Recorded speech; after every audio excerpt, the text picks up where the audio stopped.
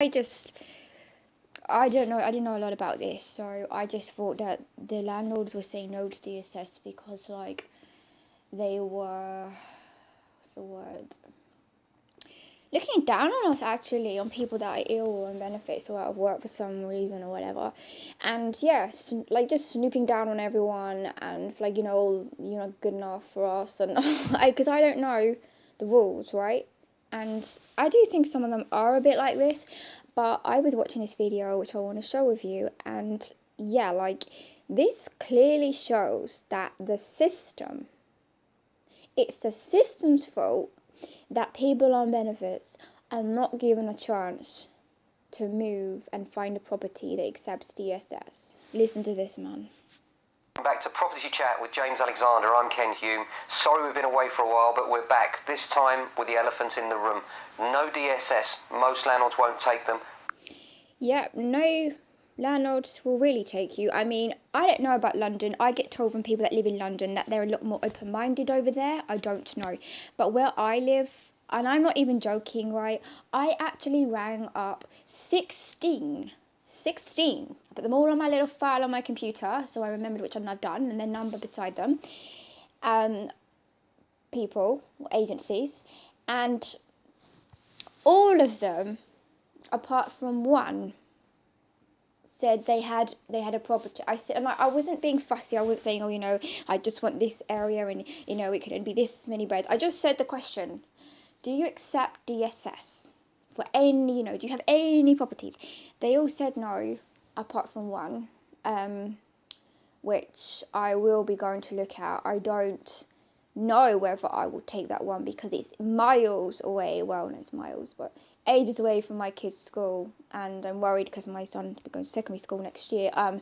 If that would be a safe and suitable area. I'm not trying to be fussy here. I realise that I really am going to have to compromise to get some sleep.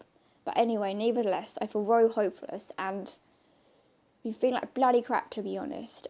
With the reality that if you're ill, or if you're just on benefits because you're out of work, because you've lost your job, or you're looking for a job and you haven't found one yet, you will be judged and people will not let you move where you want to move to. And it's not a case, you won't get that little flat or house down that road. It's a case of you actually won't get to go to any area and you're going to be stuck there.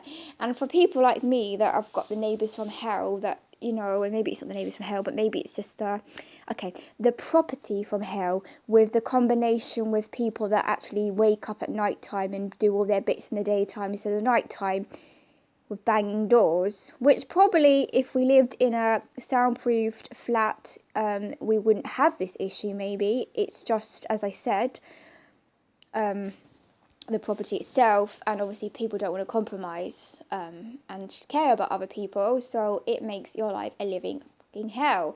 So I was watching this man, so I'm just going to stop talking now, sorry, but this makes me so angry, but he's so right for what he's saying, and I didn't even know this.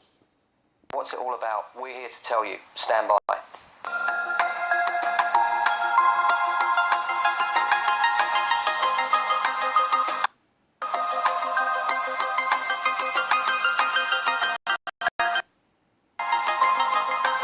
Okay, so lots of people have been debating about the no DSS cries and the bias against DSS tenants, saying that they're less popular than dogs, according to the BBC, and according to the room shares that are refusing benefit claimants. And we do find that it's true. Most landlords don't want to accept DSS, but it's unfair to say that it's the landlord's fault. It's actually the system's fault that leads to this problem.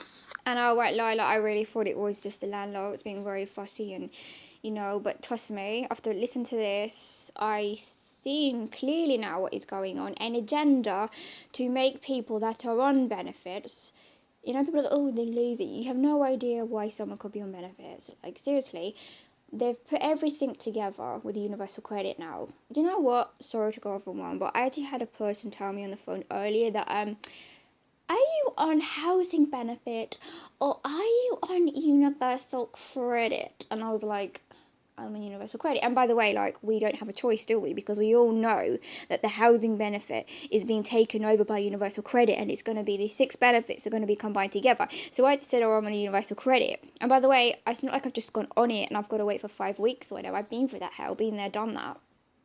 I just said, I'm on universal credit. She goes to me, and she actually said this to me, I'm very sorry, but our agency doesn't deal with universal credit like that. Like, we are like scum of society.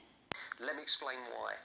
Years ago, we used to have a lot of benefit claimants and no problem at all. The rents were good, they were the same as the private market, the tenants were reliable, and when you wanted the tenant to leave because you wished to sell or for another reason, it was no problem at all. They would take a letter to the local authority who would then find somewhere else for them. It was that simple. Unfortunately, all that changed. More recently, what's happened is a number of things. Now we have buy-to-let mortgages. The buy-to-let lenders largely don't accept DSS. Insurers don't like DSS either, so therefore the landlord, by letting to a DSS receiving tenant, could lose their insurance, which is... So it's all the people at the top basically controlling all the people down the bottom, the most vulnerable, the most weak people. Oh, God, it's disgusting. Obviously something they don't want to do. On the other side of the coin, benefit payments now for housing benefit have gone down whilst rents have gone up, and the government have done nothing about this. Oh, look, they done nothing about that yet, because they don't want us to have options. They want us all on this system, the people that, have got health problems, or the people, that have lost their job, so they can bloody control us. So, if you want to point the finger of who's to blame here, this is not about the private landlord excluding DSS tenants. This is about a system where private rents are substantially higher than the equivalent offered by government departments locally. So they're doing it on purpose, and then they've got the cheek to turn around like, oh, like Theresa May, oh, no, we're going to stop this, and we're going to come in and say, no, they're not allowed to say no to DSS. Well, bloody change your policy then, and they would, wouldn't they? No wonder my bloody MP didn't answer the question. Housing benefits. Therefore, purely from a business sense, with house prices so high, people are buying, landlords particularly, are buying properties with the intention of renting them out, and they're relying on a rental income of a certain level. If the housing benefit applicants' money doesn't equate to the market rent for that property, why would they accept them? This is not about bias against... why would they accept us? So there you go. There you go, guys. Good luck for anyone not living, and I don't know about London, I've been told different things about London, but if you're not living in London, if you're living in a little town or a little city, good luck trying to move if you're on bloody universal credit crap or DSS, because there literally is hardly any chance. I mean, the only way I've been able to get this one property that I'm going to go look at, even though, to be honest, it's miles away, I don't think I'm going to... The only way I was able to get that one property is what you need to do. It's bloody time consuming as well. Right, go on Google, go on the maps, type in where you live, and don't just put your postcode, put loads of postcodes around the area. Get every single letting agency that you can bloody find and ring them and give them all your details, and we all know they're probably not going to ring back, but you may find one. You may not like what you find, but you might find one. And thanks for watching my bloody stupid video. As I said, I'm very tired. I'm really, really fed up of my situation. I feel like I'm stuck in this nightmare. It does make me think about how many other people are going through problems with their neighbours, or problems with a crap flats with no, and this is what makes me angry, like the way they can get away with it. They can actually get away without soundproofing all of this. Like, they can just get away with it because all they care about is getting their money every month. They don't care about people's lives and, if people bloody need sleep. People don't care. And that's what I found really, really disheartening about all of this. Is just how trapped people, the most vulnerable people, are in society.